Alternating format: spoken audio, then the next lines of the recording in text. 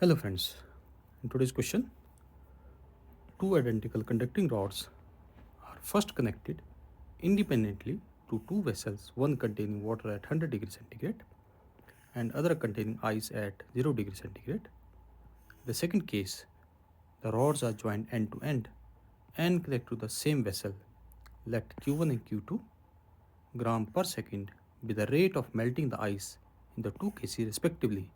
The ratio of Q1 upon Q2 is given as.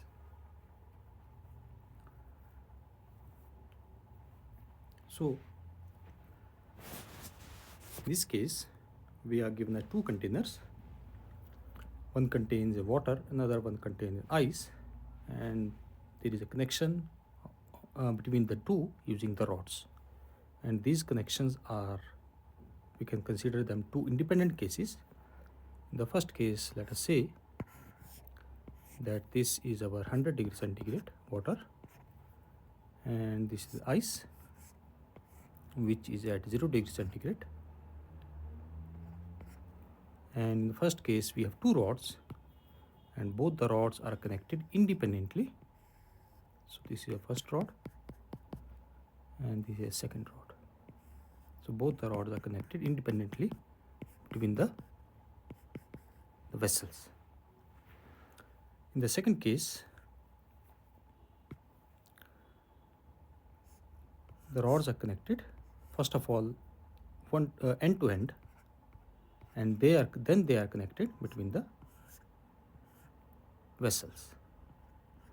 So in the second case, let us suppose this is our first rod, and this is our second rod, which are connected now end to end. So these are the two cases in the question given. And in the first case, the first rod, let us suppose this is having a length L. So this will be also having a length L. Whereas in the second case, the total length that will be between the vessels will be equal to 2L. So this is our case 1, and this is our case 2. And we have to find out Q1 and Q2 gram per second, that is rate of melting the ice in the two cases respectively. And this question is based on the thermal conduction, and we can write, or we can say, Fourier law of heat conduction. So let us write the formula first. So we can say that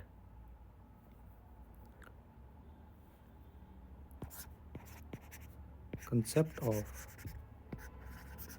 thermal conduction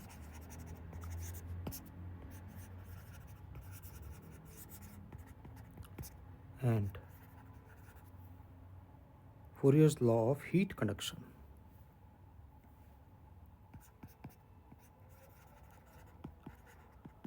Fourier's law of heat conduction.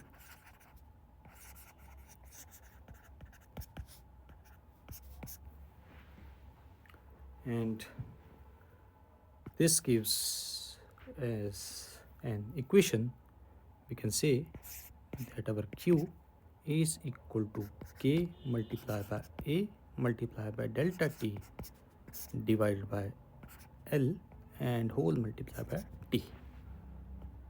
So here the Q is the heat transfer.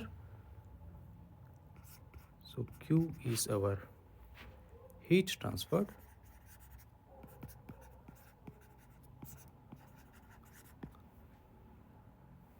K is our thermal conductivity of the rod. K is the thermal conductivity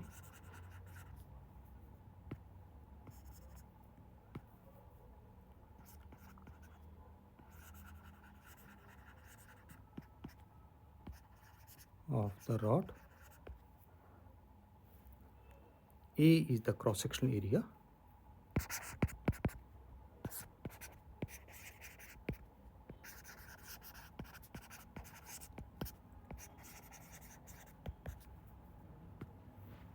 Delta T is the temperature difference.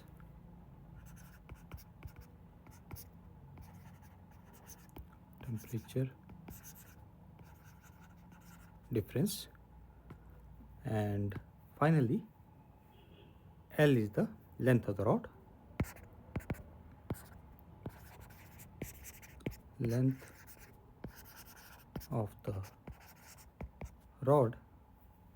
And T is the time.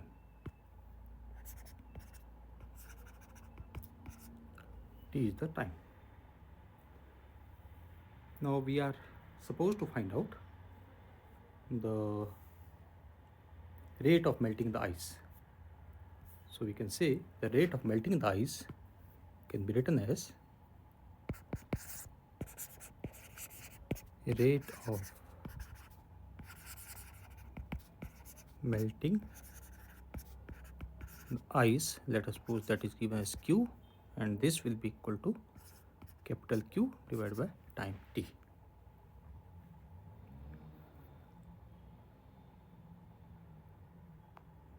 So we have two cases.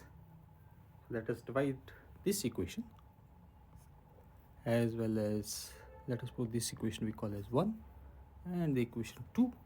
Let us divide these equation 1 and 2 according to the two cases.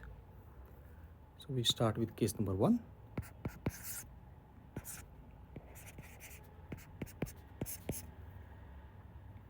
So for case number 1, we can say that our case number 1 using equation 1 and 2, we get, let us call this as Q prime will be equal to Ka delta T divided by small t. And this is for rod 1. Same will be for rod 2 also. Let us suppose this is for rod 1, and similarly we can write this as Q prime for rod 2 also. That will be coming as also as Ka delta T upon small t. Now as the two rods are independently connected in parallel, so therefore the total heat, that is Q1, as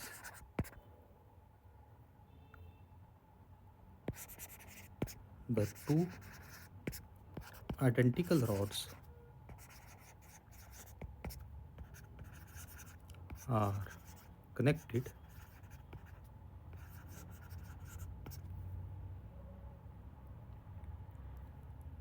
in parallel,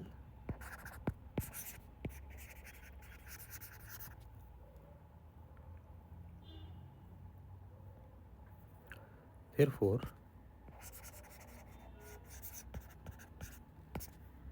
Q can be written as, in this case it is Q1, so we can write this as Q1. One second, let me write this as for rod 1 like this. So Q1 will be equal to Q prime for rod 1 plus Q prime for rod 2, and both are same, so we can write it directly as 2 Ka delta T divided by T. And now we can write for case 2.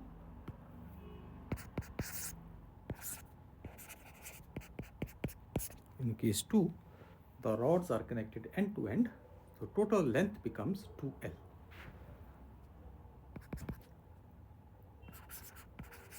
Rods are connected end to end, therefore the effective length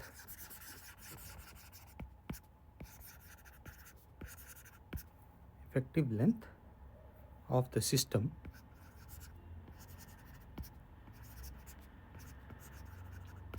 is 2L. Thus, we can write that Q2 will be equal to Ka delta T divided by 2L. And we are supposed to find out the ratio of Q1 by Q2. So we can simply divide them now. Therefore, we can say ratio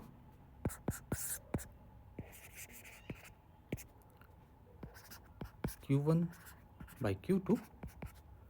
This will be equal to Q1 was our 2 Ka delta T divided by T, and this whole divided by Ka delta T divided by 2L. Rest of the expressions are going to cancel out here, except this will be coming as 2 upon 1.2, which comes as 4. So therefore, the ratio Q1 by Q2 will be equal to 4 by 1.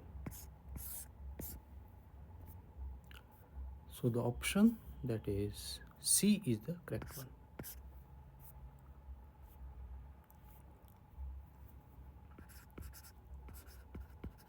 Option C is correct. So this completes the question. Thank you.